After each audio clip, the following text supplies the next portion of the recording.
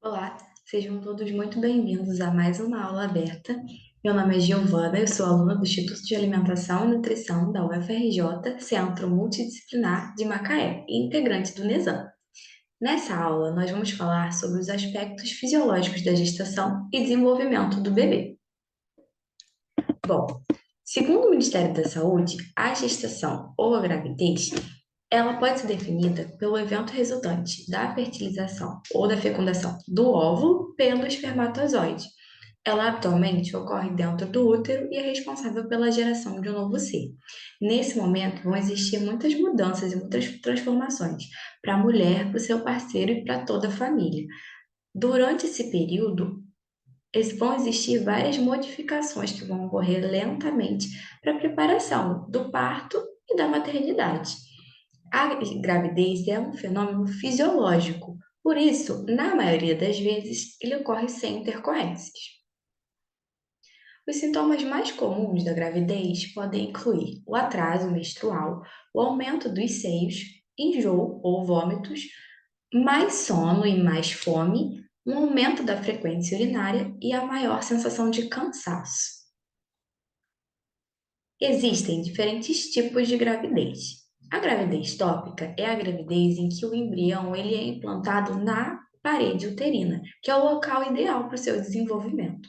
Já a gravidez ectópica é quando existe a implantação do embrião fora da cavidade uterina, em outros locais do aparelho reprodutor, como as trompas, por exemplo.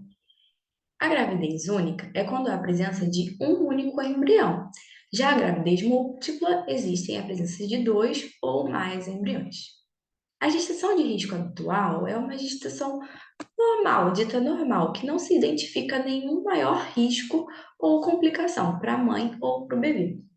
Já a gestação de alto risco é uma gestação que pode advir de doenças prévias da mãe ou adquiridas nesse período que podem vir a complicar o desenvolvimento do bebê e podem contribuir para uma maior complicação durante a gestação e pôr em risco a vida da mãe ou do feto.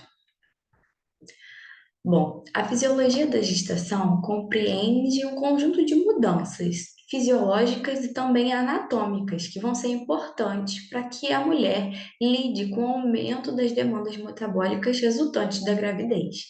Mas pode também atender às necessidades do desenvolvimento do feto e permitir que a mãe e o feto também sobrevivam ao parto, que é o estágio final da gravidez. Os principais hormônios envolvidos na gravidez são três: a gonadotropina coriônica humana, o famoso HCG, que é formado pela placenta, também os estrogênios e a progesterona, que são essenciais para uma gravidez normal. Nesse gráfico, a gente pode ver a secreção de HCG, de estrogênio e de progesterona ao longo da gestação. Bom, o HCG, ele é secretado de forma mais expressiva no início da gravidez. Ele pode ser medido no sangue 8 a 9 dias após a ovulação. É esse que vai ser feito no exame de sangue para confirmar a gravidez ou não. Já o estrogênio é um hormônio responsável pelo crescimento e ramificação do sistema de ductos das mamas. E o estroma das mamas, nesse caso, também vai aumentar e vai haver uma maior deposição de gordura. Por isso, o aumento do tamanho dos seios durante a gravidez.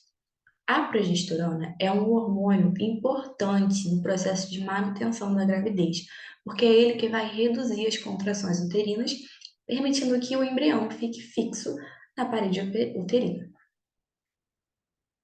Existem um conjunto de mudanças, como nós falamos, e nós vamos abordar algumas aqui. A primeira delas é o aumento de vários órgãos sexuais: o útero, os seios, o aparelho reprodutor feminino, e também um aumento de ganho de peso durante a gravidez, que é bem clássico da gravidez. Esse ganho de peso ele vai se relacionar com o estado nutricional prévio, alguns hábitos e o desenvolvimento clínico da gestação de cada mulher. Isso é bem pessoal de cada uma e essa avaliação ela é feita e recomendada que seja feita por um profissional da área da saúde, seja ele médico, nutricionista ou enfermeiro. Em termos gerais, nós podemos perceber alguns ganhos de peso durante a gestação, que podem ser cerca de 3,5 quilos, que são do feto, do crescimento do feto, 2 líquidos de líquido amniótico da placenta e das membranas fetais, o útero, que vai aumentar cerca de 1,3 quilos, as mamas, que aumentam cerca de 1 quilo, 2 quilos do líquido extra do sangue e do líquido extracelular, e 1,3 a 5,6 quilos, que são restantes do acúmulo de gordura da mulher. Isso são em termos gerais, porque cada mulher tem uma gravidez diferente e única que deve ser acompanhada por um profissional da área da saúde. Bom, também temos aumento da frequência cardíaca durante a gravidez, que vai ser uma resposta à queda da resistência vascular sistêmica. E essa queda da resistência vascular sistêmica também vai ter como consequência a queda da pressão arterial no início da gravidez, que pode diminuir aproximadamente 10% por volta da sétima à oitava semana de gestação.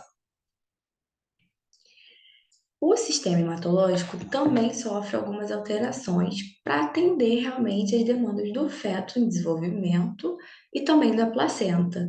Existe uma alteração do volume sanguíneo nas células constituintes e nos fatores de coagulação. Como a gente pode ver no gráfico, existe um aumento do volume de sangue em litros de acordo com as semanas da gravidez até o parto.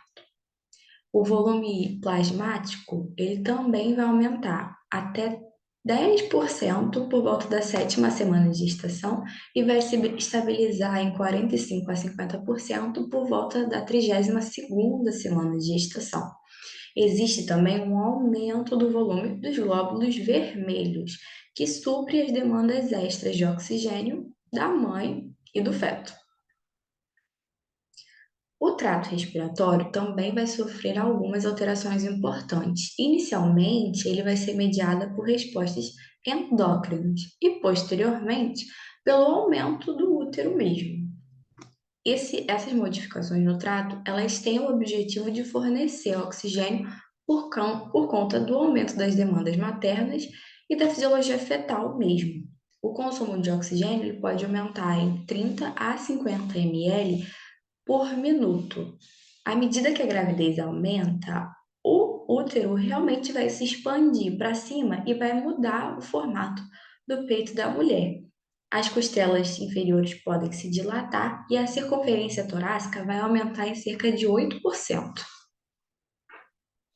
O trato gastrointestinal também vai sofrer mudanças durante a gravidez por conta também da expansão do útero. A motilidade gástrica e intestinal vão ser afetadas, causando trânsitos menores, que vão contribuir para a sensação de inchaço, de constipação, que são sintomas clássicos da gravidez.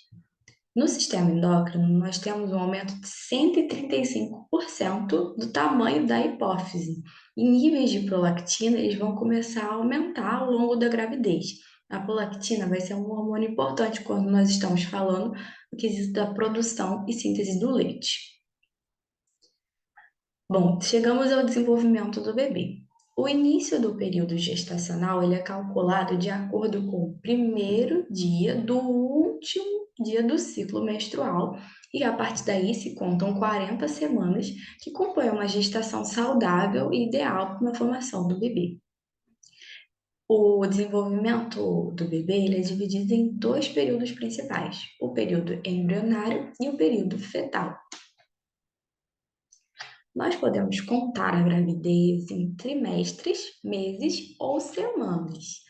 As 40 semanas da gravidez, elas são agrupadas em 3 trimestres, e cada trimestre dura em cerca de 12 a 13 semanas, que podem ser cerca de 3 meses. O primeiro trimestre vai da semana 0 até a 13ª semana, que compreende o primeiro ao terceiro mês. Já o segundo trimestre vai da 14ª semana à 27ª semana e compreende entre os 4 a 7 meses. Já o terceiro trimestre vai da 28ª semana até podendo ir à 40ª semana, que compreende entre os 7 e 9 meses.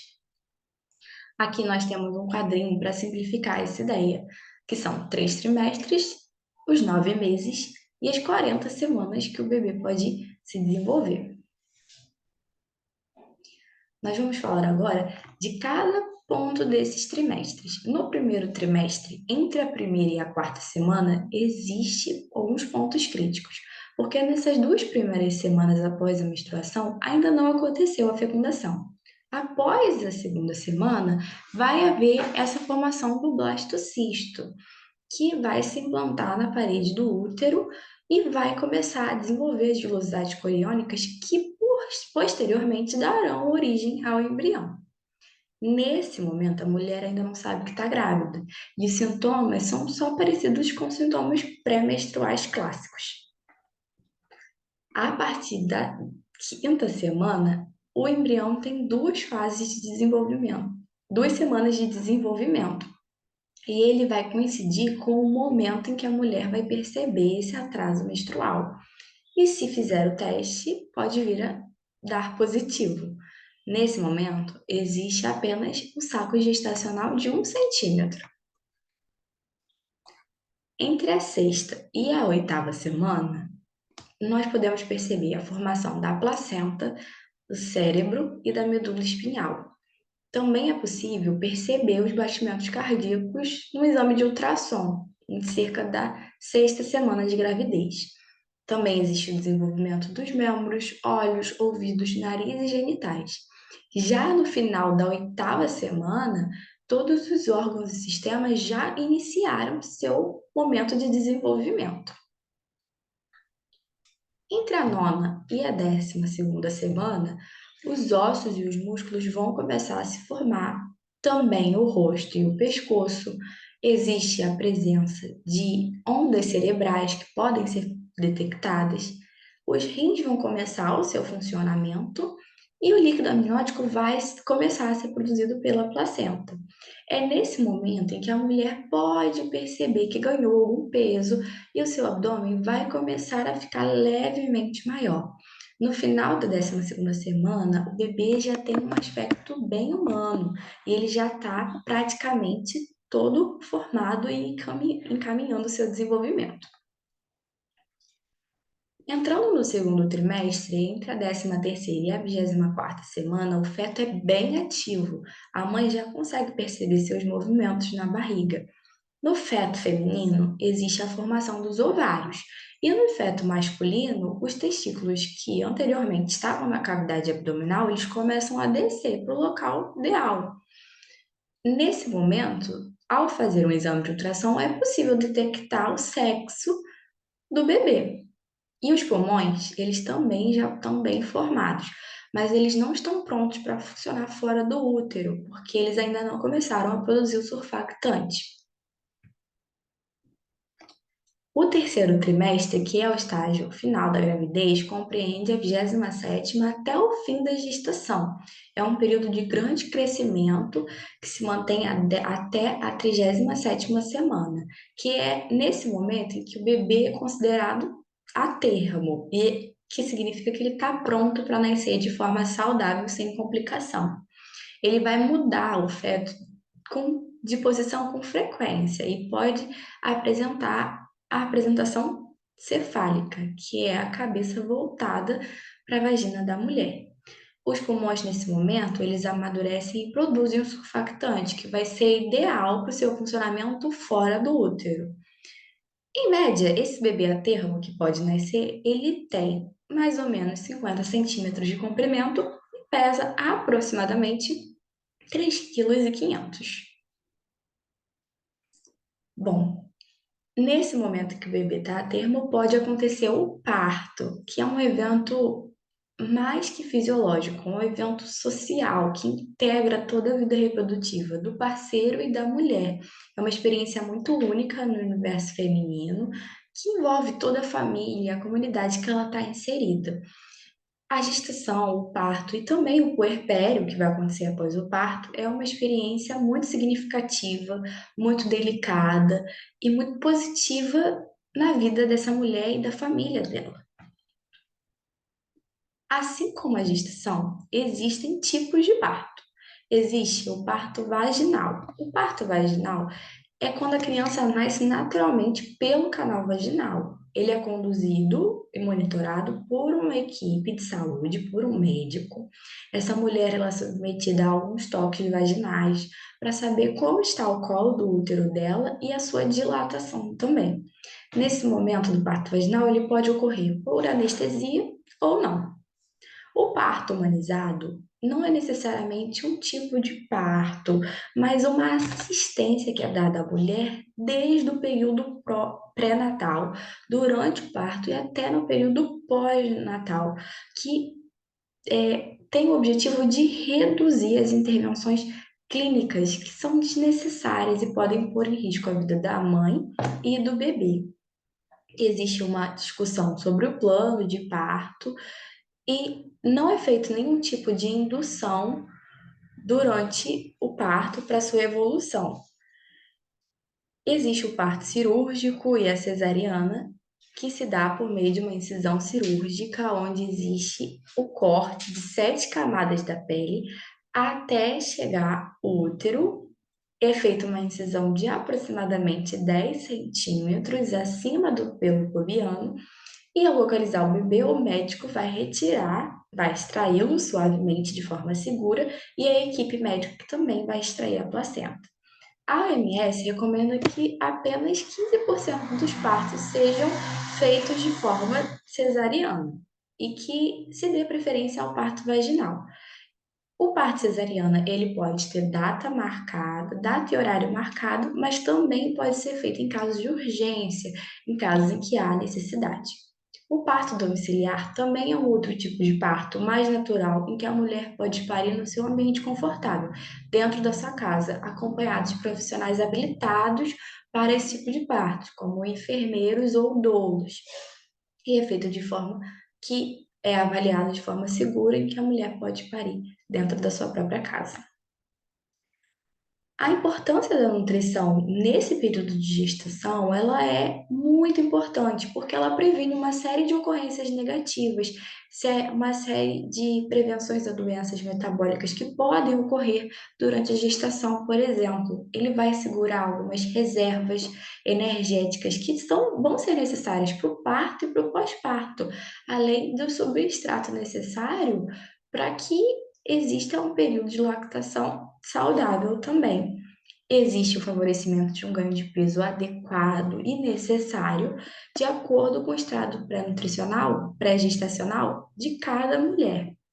Nesse período, é indicado que a mulher se alimente de grupos diversos de alimentos, como os vegetais, as frutas, as carnes, as leguminosas, ovos, peixes, leites e até derivados de leite.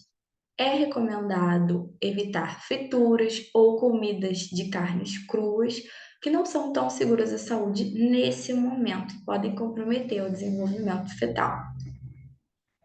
Para ter uma gestação mais saudável e saber fazer escolhas saudáveis, é importante o conhecimento sobre o Guia Alimentar para a População Brasileira, que tem todas as informações sobre escolhas saudáveis que vão fornecer também uma alimentação saudável. Ele está disposto de uma forma gratuita e acessível na internet. Você pode conhecer mais clicando e acessando o QR Code. Para aprofundar os conhecimentos sobre outras áreas da saúde da mulher, você também pode acessar o nosso canal no YouTube para mais aulas abertas como essa. Você pode apontar o seu celular para o QR Code e dará acesso ao nosso canal do YouTube. Aqui estão minhas referências bibliográficas e eu agradeço pelo acompanhamento até aqui.